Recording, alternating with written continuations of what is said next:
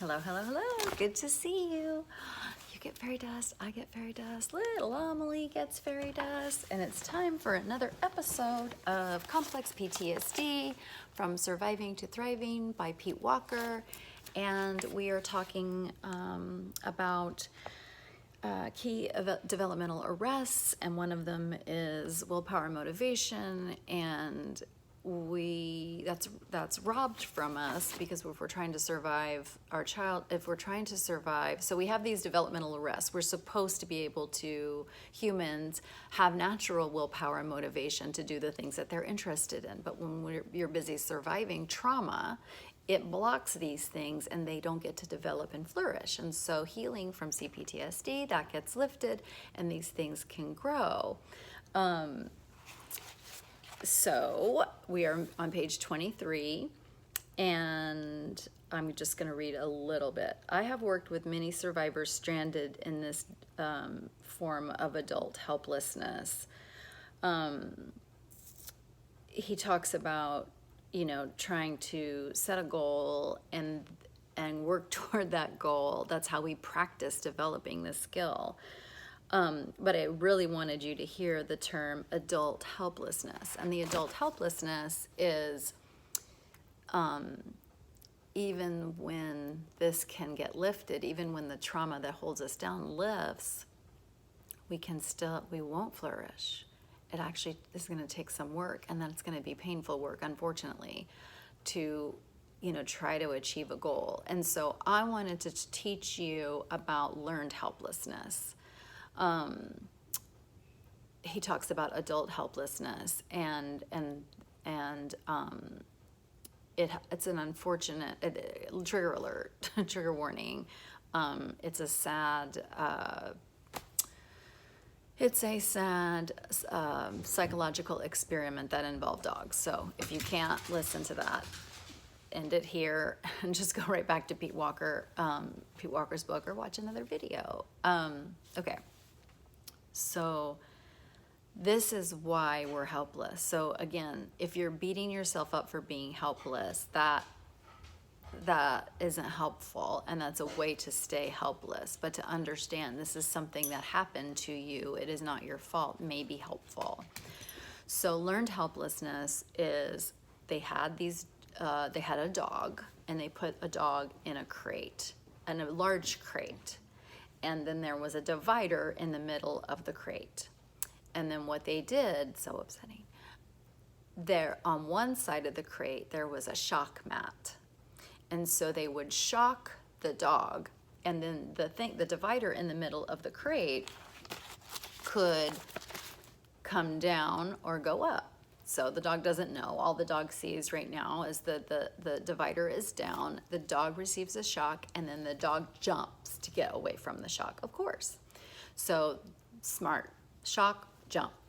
Okay, then they closed the gate, and then they did it again. And they shocked the dogs, and the dogs were in pain, but they had nowhere to go. They had to endure the pain. Okay, then they took the same dog, same crate, same divider, and then they lowered the divider, and then they shocked the dog again. But this time the dog does not jump. The dog stays on the shocking side because it had learned to become helpless. And so there's lots of different themes to why I'm on social media and why I talk about this stuff and why it's important to me. And this is one of them, to show that this is not your fault, that you had learned to be helpless. When you were a child, you probably had hopes and dreams and ideas, and but and some of you might not even remember that. You might always think that you were just bad or wrong or lazy or whatever. But you had learned that by expressing your true self, your true nature, to live fully, to live from a place of, childhood joy, that had to be tamped out. And so you constantly got negative feedback. A child would get constantly, batted back down. How dare you, don't do that, like, calm down, who do you think you are, blah, blah, blah, blah, blah. And then when they become adults, you're free now. You don't have that anymore.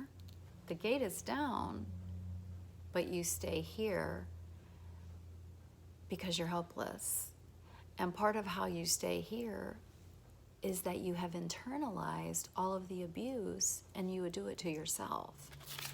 Who am I to do that? Who am I to write that book? Who am I to, try to achieve something? I'm too stupid. I'm not, no one should love me. No one could love me. I'm worthless, helpless, hopeless.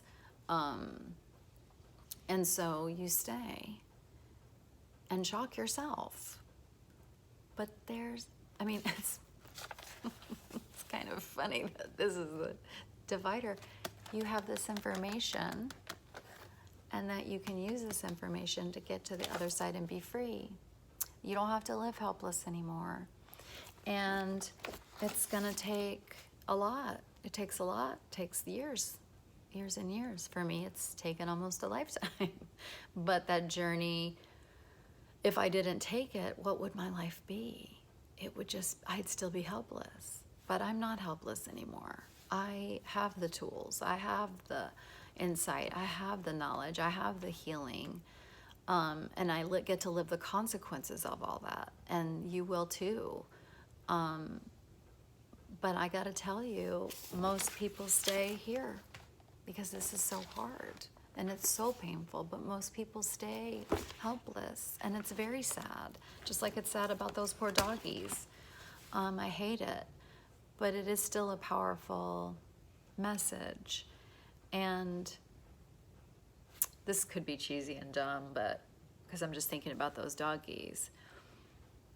But I don't want the lesson from those doggies that they did that in vain. I want to look. I wish they never did that with the doggies. But I want to make it count what they did, because those doggies took a hit for me, and they want me to jump. They want me to jump, and they want you to jump. And so there's a lot of pain in the past with those doggies. There's a lot of pain there, and with us there's a lot of pain, but our options are to stay in pain or to jump. And so I had to jump, and I will continue to jump.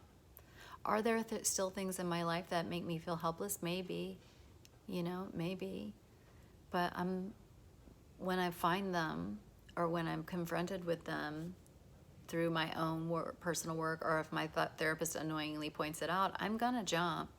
I'm gonna jump. I'm gonna do whatever it takes to jump. So I hope that's helpful. I'm sorry, what a depressing story, but truly the message of that story is hope. Hope, hope, hope. You have a chance. There's a chance. You have a chance. And you get to take that chance if you want. It requires action. So hope alone isn't enough. It's hope and action. So I hope that was helpful. Love you. Bye.